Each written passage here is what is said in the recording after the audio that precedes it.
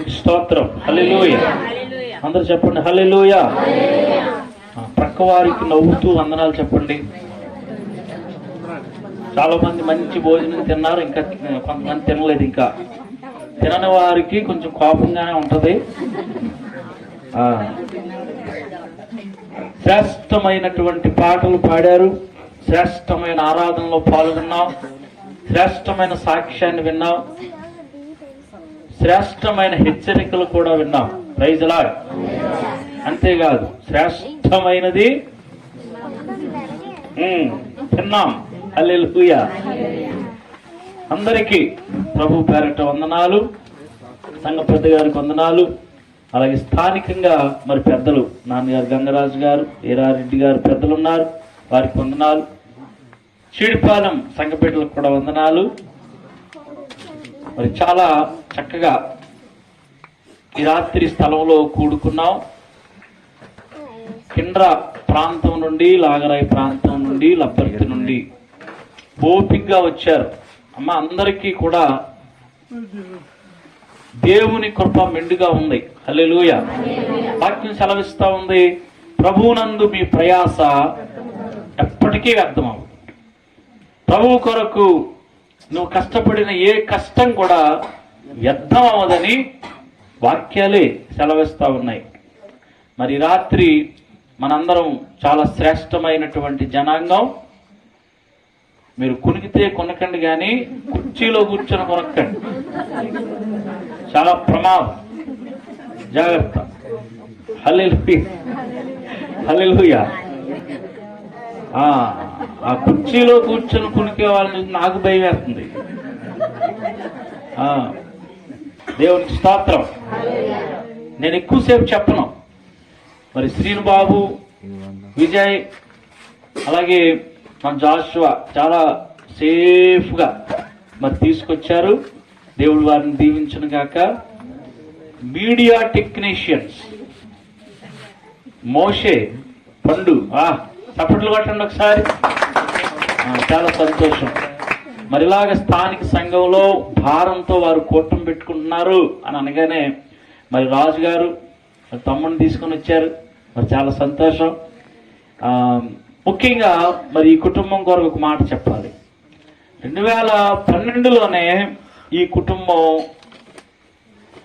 చాలా నష్టపోవాలి. 2012లోనే ఈ కుటుంబం చాలా కష్టాలు పాలైపోయి కనుమరుగైపోవాలి. ఇంకొక వారం రోజుల్లో మన సహోదరి నూకరత్నం చనిపోద్ది. ఇంకా ఈ ఇంటిలో ప్రతి సాక్ష్యంలో కూడా ఒలీవియాని జ్ఞాపకం చేసుకోవాలి. మన సహోదరి ఒలీవియా చెయ్యాల చూపించమ్మా. ఆమె పేరు ఒలీవియా. ఒలీవియా. దేవునికి స్తోత్రం. అప్పటికి చిన్నబ్బాయి గారు పరిచయం కాదు. అక్కడ నూకరత్నానికి మంచి కుటుంబం ఉంది లాగరాయిలో. తమ్ముడు సత్యబాబు గారు, మరదలు లోవ, వారు చాలా మంచి కుటుంబం. అప్పటికి నూకరత్నం తల్లి గారు కూడా ఉండేవారు. లాగరాయిలో సభలు జరుగుతుండగా మరి ఆ నూకరత్నం చాలా భయంకరమైన వ్యాధికి గురైపోయింది. అప్పుడు మన ఒలీవి అక్క గారు చెప్పారు, ఒక్కసారి రా చూడు, అసలు దైవ సేవకులు ఉన్నారు, సంఘాలు ఉన్నాయి, ప్రార్థన చేస్తారు, నీకు నమ్మకం ఉంటేనే రాసుమా అని ఒలీవియా గారు ఇచ్చిన ఆహ్వానం.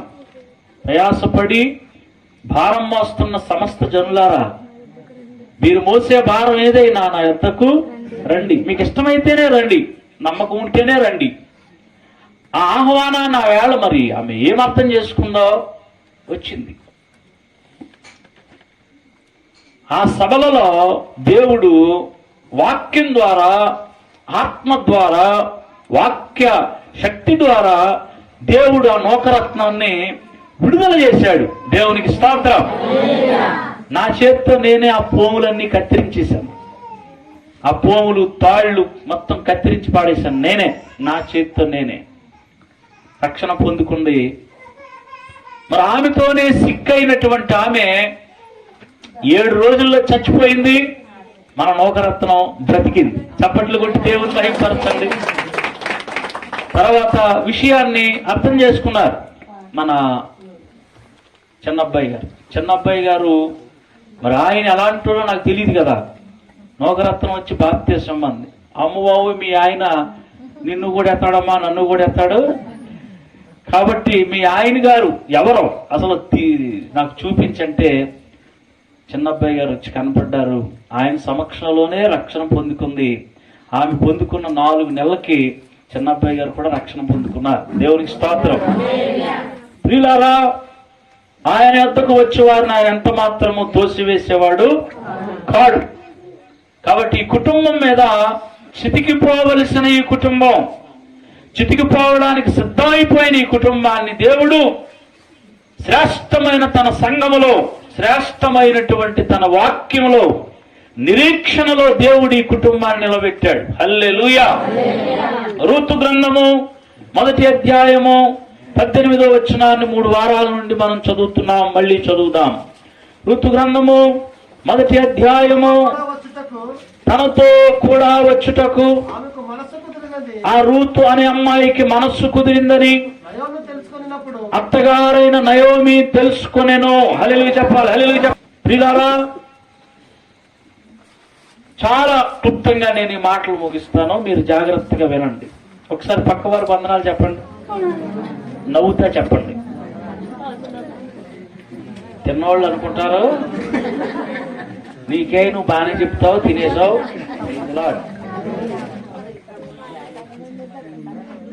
జాగ్రత్త బాబా, పొయ్యి దగ్గర మంటల్లో జాగ్రత్త. స్క్రీన్ కానీ చూడండి, అది చూసుకొని జాగ్రత్తగా. రూతు అని చదివా కదా. ఆ కుటుంబం చితికిపోయింది. వాళ్ళు తీసుకున్న ఒక్క రాంగ్ డెసిషన్ వల్ల కుటుంబం నాశనం అయిపోయింది. ఆ తల్లి నలుగురు తీసుకున్న ఒక రాంగ్ డెసిషన్, దేవుని పట్టణం, దేవుని వాక్యం, దేవుని సన్నిధిని విడిచి వెళ్ళిపోదాం. దగ్గరలోనే మోయాబు అనే పట్టణం ఉంది. సత్యవతమ్మా, మోయాబు అనే పట్టణం ఉంది. మోయాబు, ఆ మోయాబులో దేవుడు లేడు, దయ్యాలే ఉన్నాయి. ఆ మోయాబులో ప్రార్థన లేదు, పాపమే ఉంది. ఆ మోయాబులో పరిశుద్ధత లేదు. ఆ మోయాబులో అంతా పాపమే. అలాంటి పట్టణానికి వెళ్ళిపోదాం.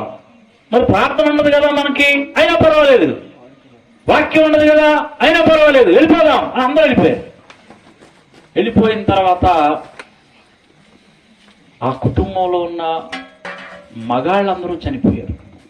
ఇంటి యజమాని చనిపోయాడు, 2 కొడుకులు చనిపోయారు, అత్తగారు కోడళ్ళే మిగిలారు.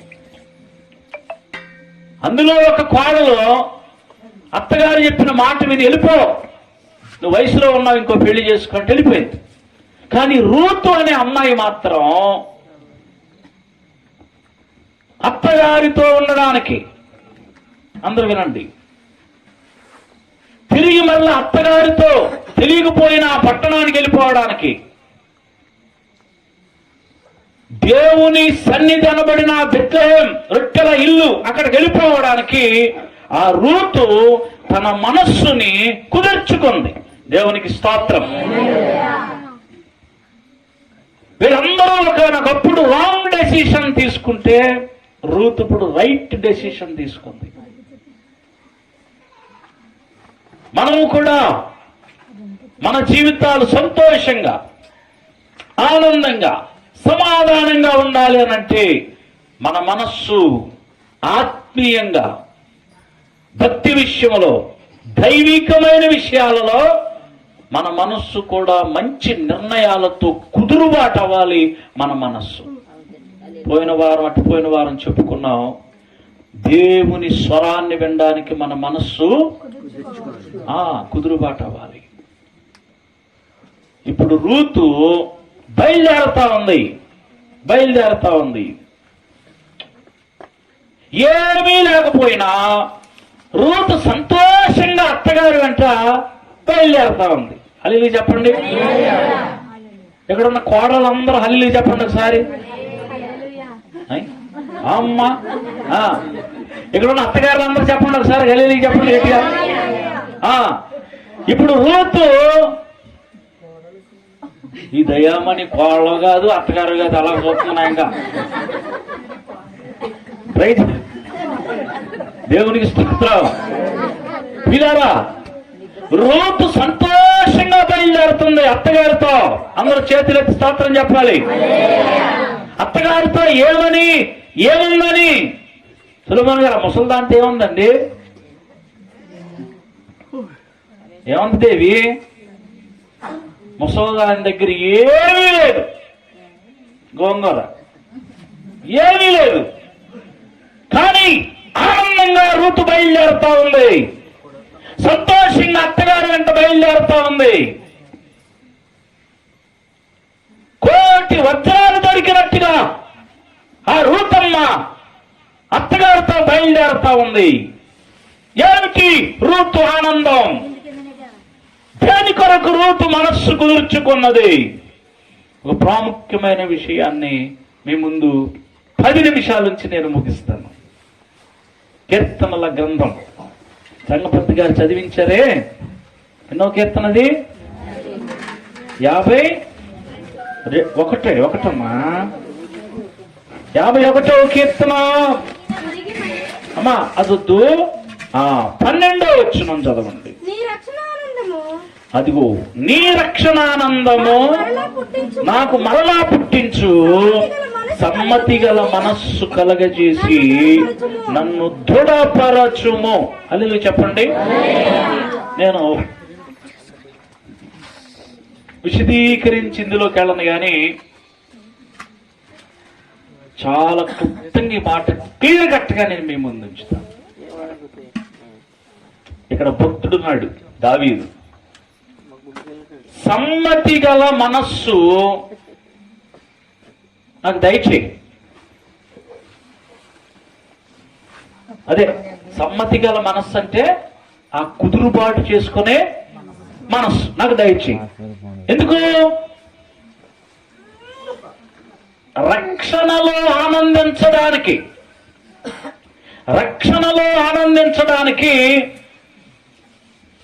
నాకు ఆ మనస్సు దయచేయి.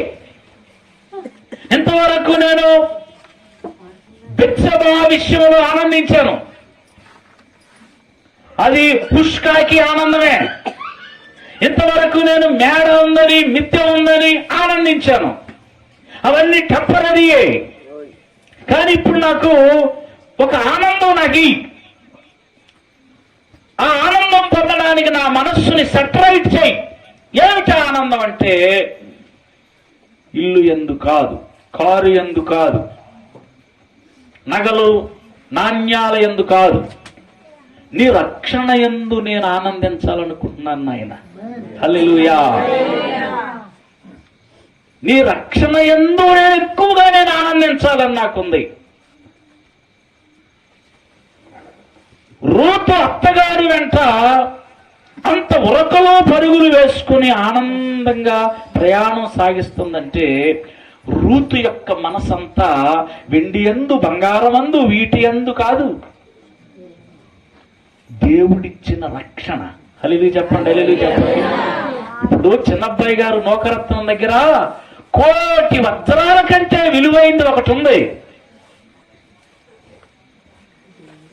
ఓ చీడిపాలెం పెద్దలారా పిన్నలారా, లాగరాయలపత్తి కింద నుండి వచ్చినటువంటి విశ్వాసులారా, ఈ ఇంటికి కోటి వజ్రాల కంటే విలువైన ఒక వస్తువు ఇక్కడ ఉన్నది. కోటి వజ్రాల కంటే విలువైనది. అది ఏంటి అనంటే దేవుడిచ్చిన రక్షణ. హల్లెలూయా. హల్లెలూయా. దేవుడిచ్చిన రక్షణ. పిల్లారా, మనము దేని యందు ఎక్కువ ఆనందించటం కాదు, దాన్ని దీన్ని చూచి పొంగిపోవటం కాదు, దాన్ని దీన్ని చూచి మనము ఉప్పొంగిపోవటం కాదు. ఇల్లుందని, మేడ ఉందని, మిత్తు ఉందని, రంగు ఉందని, అది కొన్నామని, ఇది కొన్నామని వాటి యందు ఆనందించడానికి ఉరకలు పెడుతున్నాం గనక దేవుడు అన్నాడు, దేని యందు ఆనందించద్దు, దేని యందు ఆనందం. ఒకరోజు ప్రభు అయిన యేసుక్రీస్తు వారి శిష్యులు పరుగులు పెట్టుకుంటూ వచ్చారంట ఆయన దగ్గరికి. వచ్చి లూకాసు సువార్త 10వ అధ్యాయము 20వ వచనంలో ఆయనతో అన్నారు. ఏమని? లూకాసు సువార్త 10వ అధ్యాయము 20వ వచనం. ఆయనను ముందు వచ్చిన చదవండి, 19 అనుకుంటా.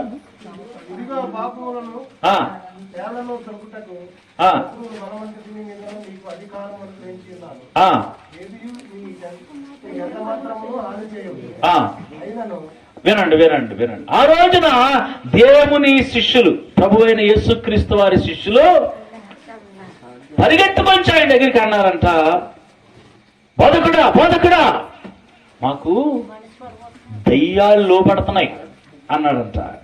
మేము ముట్టుకుంటే కాళ్ళు లేని వాళ్ళకి కాళ్ళు వచ్చేస్తున్నాయి, మేము ముట్టుకుంటే కళ్ళు లేని వాళ్ళకి కళ్ళు వచ్చేస్తున్నాయి, దయ్యాలు పారిపోతున్నాయి అనగానే చదవండి. అయినను అదిగో అంత పొంగిపోయి వస్తే తుస్సుమని గాలి తీశాడు. ఏమన్నాడు? అయినను దయ్యములు మీకు లోబడుతున్నాయని సంతోషింపక మీ పేరులు పరలోకమందు ఉన్నాయని సంతోషించండి. హల్లెలూయా. గట్టిగా చెప్పాలి, హల్లెలూయా. అంతేనండి నాన్నగారు, గంగరాజు గారు.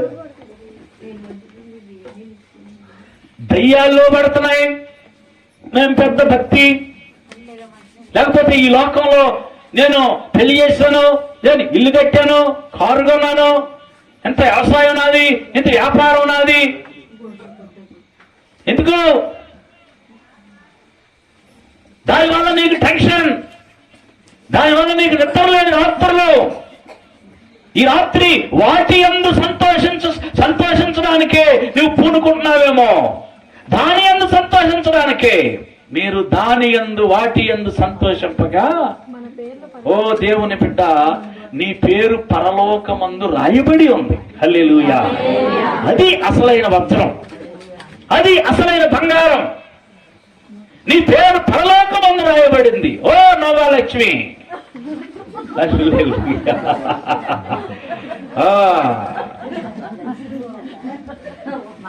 నీ బీరపాదులు బాగున్నాయని కాదు, కాదులే, నీ పేరు ఎక్కడుందమ్మా?